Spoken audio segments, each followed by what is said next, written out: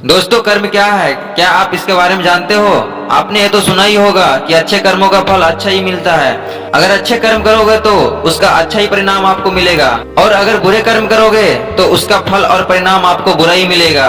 अच्छे कर्म आपको खुशियां देंगे, वही आपके बुरे कर्म आपको दुखी देंगे और आपकी जिंदगी को नरक बना देंगे। यहाँ तक तो सही है, लेकिन मैंने कर्मों के बारे में ये भी सुना है कि अच्छा इंसान हमेशा दुखी रहता है और वहीं दूसरी ओर बुरे इंसान हमेशा सुखी रहता है। अगर ऐसा होता है तो अच्छे कर्मों का फल अच्छा कैसे हुआ, बल्कि बुरे कर्मों का फल अच्छा हुआ?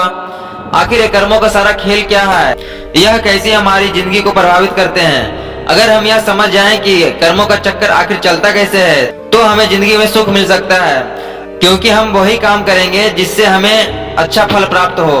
तो आइए जानते हैं इस कहानी के माध्यम से कर्मों का खेल क्या है। एक नगर में एक व्यापारी रहता था। वह व्यापारी बहुत धनवान था। उसी के नगर में बड़े बड़े व्यापारियों में उसका नाम लिया जाता था।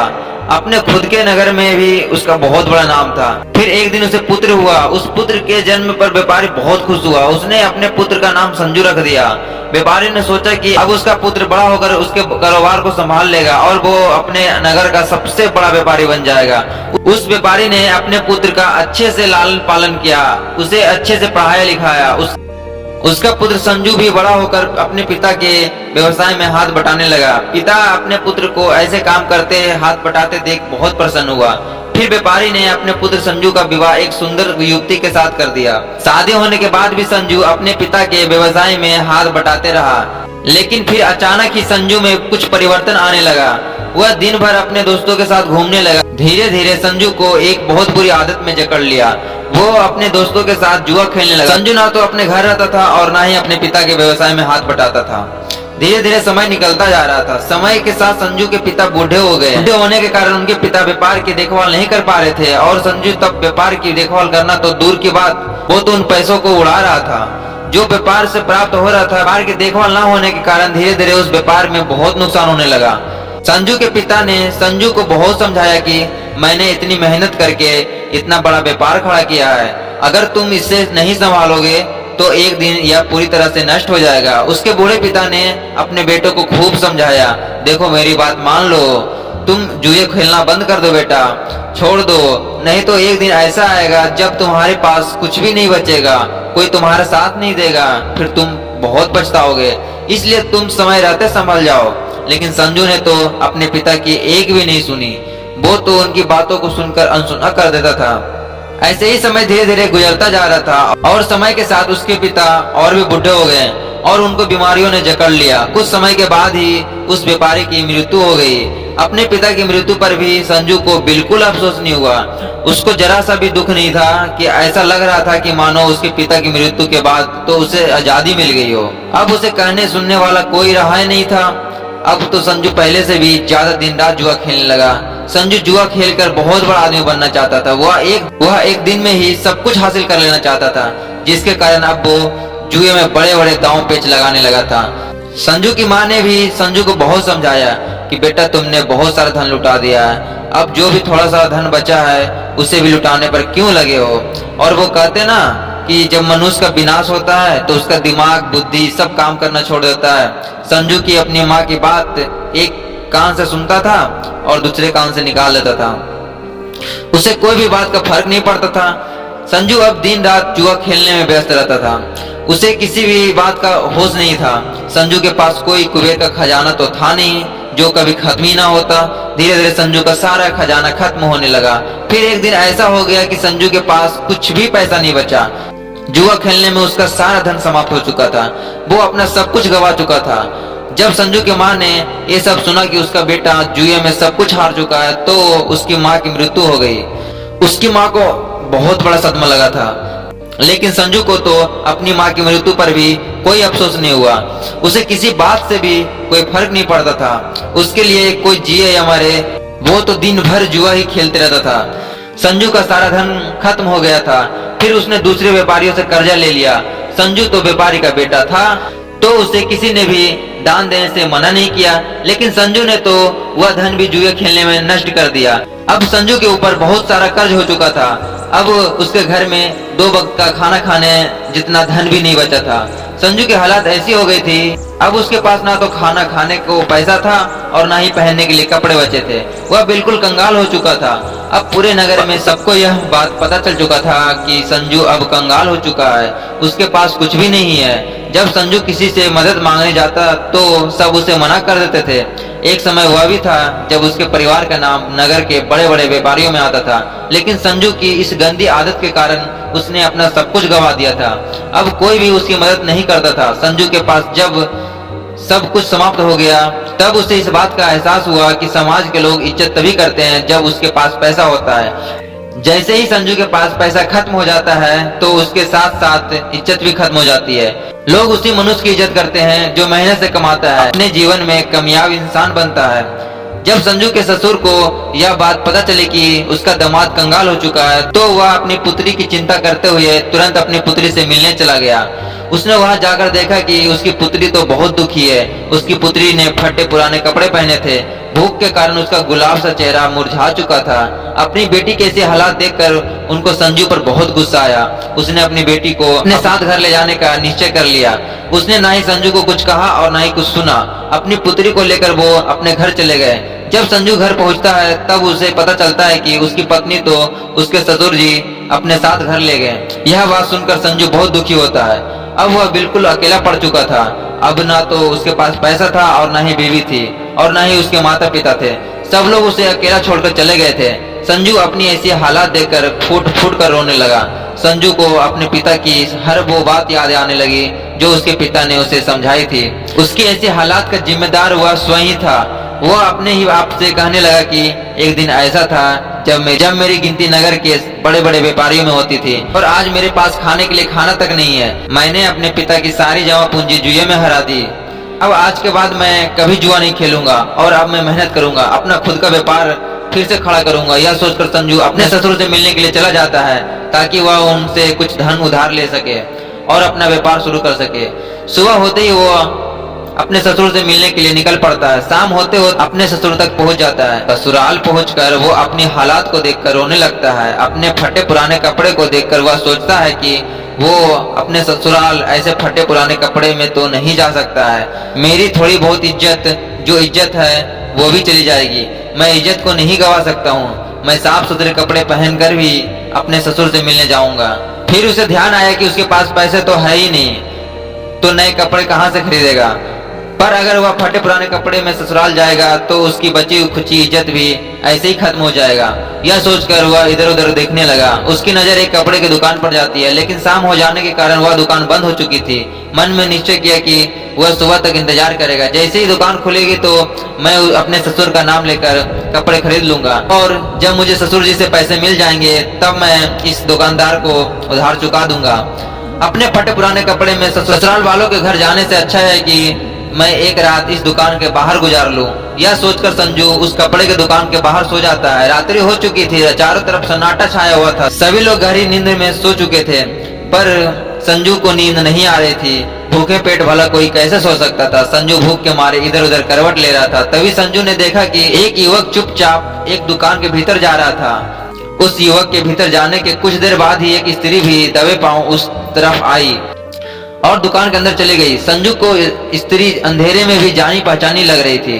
संजू ने उस स्त्री को ठीक ढंग से देखने के लिए दुकान की खिड़की से दुकान के भीतर झांका। उसके बाद उसने जो देखा उसे देखकर होश उड़ गए, क्योंकि वो औरत कोई और नहीं बल्कि उसकी पत्नी थी। पर संजू ने अपनी पत्नी और उस युवक की बातें ध्यान से सुनी। संजू की पत्नी उस युवक से कह रही थी कि मेरे प्राण प्रिय, मैं तुमसे बहुत प्रेम करती हूँ और मैं तुमसे विवाह करके पूरी जिंदगी तुम्हारे साथ रहना चाहती हूँ। मैंने आज तुम्हें यहाँ एक राज की बात बताने के लिए बुलाया ताकि हम विवाह के बाद आराम से रह सके। हमारे पास किसी भी चीज की कोई कमी ना हो। उस युवक ने बड़ी उत्सुकता के साथ पूछा कि कौन सी राज है, तुम किस राज की बात कर रही हो। फिर संजू की पत्नी ने उस युवक से कहा कि मेरे ससुर जी बहुत धनी व्यापारी थे, उनके पास बहुत धन था। उन्होंने अपने जीवन में बहुत कठिन परिश्रम किया था और खूब सारा धन कमाया था। उन्होंने अपने जीवन में 4 घड़े सोने के सिक्के से भरकर मकान के चारों कोने में गाड़ दिए थे। यह काम उन्होंने इसलिए किया था कि ताकि बुरे समय में उस धन का इस्तेमाल किया जा सके। उन्होंने अपने जुआरी बेटे को तो उस धन के बारे में कभी नहीं बताया, क्योंकि उनको डर था कि कहीं वह उनका जुआरी बेटा उस धन को भी जुए में ना गवा दे। फिर मेरे ससुर की मृत्यु हो गई। मेरी सास ने मुझे ये सब बात बताया था। ये सारी बात सुनकर वह युवक बोला कि अब मुझे क्या करना है, तुम जैसी कहोगी मैं वैसी करूंगा। फिर संजू की पत्नी ने उस युवक से कहा कि तुम जल्दी से मेरे ससुराल जाओ, मेरे मूर्ख पति से वह मकान खरीद लो, वह मकान तुम्हें आसानी से दे देगा, क्योंकि उसने अपनी सारी जमा पूंजी तो जुए में हार गया है। अब उसके पास कुछ भी नहीं है और उसे पैसों की बहुत जरूरत है। फिर तुम उस मकान के चारों कोनों को खुदाई करना और उन चारों घरों को अपने कब्जे में कर लेना, जिसके बाद हमें कभी भी धन कमाने की आवश्यकता नहीं पड़ेगी और फिर हम पूरा जीवन खुश रहेंगे। अपनी पत्नी की ये सारी बात सुनकर संजू को गहरा सदमा लगा। वह सोचने लगा कि आज मेरी बुरी आदतों के कारण मेरी पत्नी मेरी नहीं है, बल्कि वह पराये पुरुष के साथ उसका साथ दे रही है और उससे विवाह करने की योजना बना रही है। लेकिन मैं ऐसा कभी होने नहीं दूंगा। मैं अपनी कमाई हुई दौलत को इस आदमी के हाथों कभी जाने नहीं दूंगा। माना कि मैं बुरी संगत में पड़ गया था, मुझे जुआ खेलने की गंदी लत लगी, लेकिन अब मुझे सब कुछ समझ आ गया है। अब मैं अपने पिता की दौलत को इस तरह नहीं दूंगा। मुझे पता है कि मेरे पिता ने दौलत कितनी मेहनत से कमाई थी। ये सब सोचकर संजू तुरंत अपने नगर के लिए निकल जाता है। सुबह होते होते वो अपने घर पहुंच जाता है। घर पहुंचकर बिना कोई समय गवाए अपने घर के चारों कोनों की खुदाई करना शुरू कर देता है। खुदाई करने के थोड़ी देर बाद ही उसे वो 4 घड़े मिल जाते हैं। फिर वो उन चारों घड़ों को निकाल लेता है, उन घड़ों में कोयला भरकर वापस उसी जगह रख देता है। इसके बाद संजू अपनी पत्नी के प्रेमी का इंतजार करता है। कुछ दिन बाद उसकी पत्नी का प्रेमी उसके घर आता है और उसके घर आकर उसे बोलता है कि मैंने सुना है कि तुमने अपना सब कुछ गवा दिया है और तुम्हें पैसों की बहुत जरूरत है। तुम मुझे अपना यह घर बेच दो, क्योंकि मुझे इस नगर में अपना व्यवसाय शुरू करना है। मुझे घर की जरूरत है और तुम्हें पैसा मिल जाएगा और मुझे घर, इससे हम दोनों की जरूरतें पूरी हो जाएगी। संजू तो इसी मौके के इंतजार में था। उसे उस आदमी की सारी योजना पहले से ही पता थी। उसने तुरंत अपना मकान उसे बेच दिया और फिर संजू मकान बेचने से मिली रकम और सोने के सिक्के को लेकर दूसरे नगर को चला गया, ताकि वह वहां जाकर अपना व्यवसाय शुरू कर सके। वहां पहुंचकर संजू ने व्यापार शुरू कर दिया। शुरू में उसे बहुत कठिनाई आई। उसने खूब मेहनत की और अपने आप को बुरी आदतों से दूर रखा। व्यापार में कभी ऊंच नीच हो जाती थी, लेकिन उसने सब कुछ संभाल लिया। आखिर वो भी व्यापारी का ही बेटा था। उसने उसी व्यापार के बारे में सारी जानकारी थी। धीरे धीरे संजू का व्यापार चल पड़ा। थोड़ी ही दिनों में उसने बहुत सारा धन कमा लिया। फिर उस नगर में रहने वाले एक सेठ की नजर संजू पे पड़ती है। सेठ ने संजू को देखकर यह सोचा कि यह युवक बहुत ही बड़ा मेहनती है। इसने इतने कम दिनों में अपने व्यापार को बुलंदियों पे पहुंचा। मैं अपनी बेटी की शादी इस युवक से कर देता हूँ। मुझे अपनी बेटी के लिए इससे अच्छा लड़का तो कहीं मिल ही नहीं सकता। फिर वो उस युवक के पास आया और संजू के सामने शादी का प्रस्ताव रख दिया। संजू ने भी सेठ का प्रस्ताव स्वीकार कर लिया। सेठ ने अपनी बेटी की शादी संजू से करवा दी। अब संजू के पास वापस पहले जैसा सब कुछ हो गया था। उसने धन कमा लिया था, इज्जत कमा ली थी, शादी भी हो गई थी। अब उसके पास सब कुछ था। संजू अपना जीवन हंसी खुशी व्यतीत कर रहा था। उसके पास किसी भी चीज की कोई कमी नहीं थी। उधर संजू की पुरानी पत्नी का प्रेमी वहां घर पर आकर बहुत ही खुश हो रहा था। लेकिन जब उसने मकान के चारों कोनों की खुदाई की तो उसे 4 घड़े तो मिले, पर कोयले से भरे घड़े को देखकर वो छाती पीट पीट कर रोने लगा। उस युवक को संजू की पत्नी पर बहुत क्रोध आ रहा था। वह सोच रहा था कि काश उसने उसकी बात नहीं मानी होती। उसने मुझे ठगा है। अगर मैंने उसकी बात नहीं मानी होती तो मुझे आज अपना धन नहीं गंवाना पड़ता। मुझे ना तो सोने के सिक्के प्राप्त हुए हैं, बल्कि मेरे जीवन भर पूंजी मेरे से ही छीन गई और इस घर को खरीदने में मैंने अपना सारा धन गंवा दिया है। अब मेरे पास कुछ भी नहीं बचा है। मैं तो बिल्कुल कंगाल हो चुका हूँ। उस युवक ने निश्चय किया कि अब वो अपने प्रेमी यानी संजू की पत्नी को सबक सिखाएगा। वह वापस अपने गांव लौटा और अपनी प्रेमिका को बुलाया और कहा कि चंडाल, तूने ठगने की कोशिश की है, मेरी सारी जमा पूंजी तूने बर्बाद कर दी। अब मेरे पास कुछ भी नहीं बचा है। तूने क्या कहा था कि उस घड़े में सोने के सिक्के मिलेंगे, पर उस घड़े में तो कोयले निकले। तुमने मुझे बर्बाद कर दिया, मुझे कहीं की नहीं छोड़ा है। मैंने तुम्हारे ऊपर विश्वास कैसे कर लिया था। तूने मेरी जिंदगी बर्बाद कर दी है। अब तू देख तेरा मैं क्या हाल करता। अब तू किसी को मुंह दिखाने लायक नहीं रहेगी। यह कहकर उस प्रेमी ने प्रेमिका के नाक और कान को छुरी से काट डाला और वहां से चला गया। संजू की पत्नी अपनी ऐसे हालात पर फूट फूट कर रोने लगी। वो इतनी बदसूरत हो गई थी कि अब अगर वो अपने आप को कांच में देख ले तो खुद से खुद ही डर जाए। अपनी ऐसे हालात की जिम्मेदार वो खुद ही थी। अब वह जीवन भर इसके लिए पछतावा करती रहेगी कि काश उसने ऐसा नहीं किया होता। लेकिन अब जो हो गया सो हो गया। बीते हुए कल को हम वापस नहीं ला सकते हैं। बस बीता हुआ कल हमें कुछ सिखा कर जाता है। उधर संजू ने अपनी गलती से सब कुछ सीख लिया था कि बुरे कर्म करोगे तो उसका परिणाम तो बुरा ही प्राप्त होगा, और अगर अच्छे कर्म करोगे, परिणाम और निष्ठा पूर्वक जीवन निर्वाह करोगे, तभी हमें अच्छे परिणाम प्राप्त होगा। हमारा जीवन तभी खुशियों से भरेगा। किसी ने सत्य ही कहा है कि परिश्रम और लगन से ही कार्य करने पर हम जीवन में सफलता प्राप्त कर सकते हैं। बुरे कार्य करके हमें असफलता ही प्राप्त होती है। तो देखा दोस्तों, जब तक संजू बुरे कर्म कर रहा था तब सब कुछ गवा रहा था। उसको उसके कर्मों के हिसाब से बुरा ही फल मिल रहा था। लेकिन फिर बाद में जैसे ही उसे यह एहसास हुआ कि उसे बुरे कर्म बर्बाद कर रहा है, तो उसने बुरे कर्मों को छोड़कर अच्छे कर्म अपनाए। इसलिए दोस्तों, चाहे देर से ही सही, लेकिन बुरे कर्मों का फल परिणाम हमेशा बुरा ही होता है। वहीं दूसरी ओर अच्छे कर्मों का परिणाम सदैव जीवन हितकारी होता है। तो दोस्तों, आज की वीडियो में बस इतना ही। फिर मिलते हैं किसी नए वीडियो के साथ। जब तक के लिए अपना ख्याल रखिएगा। जय हिंद, जय भारत।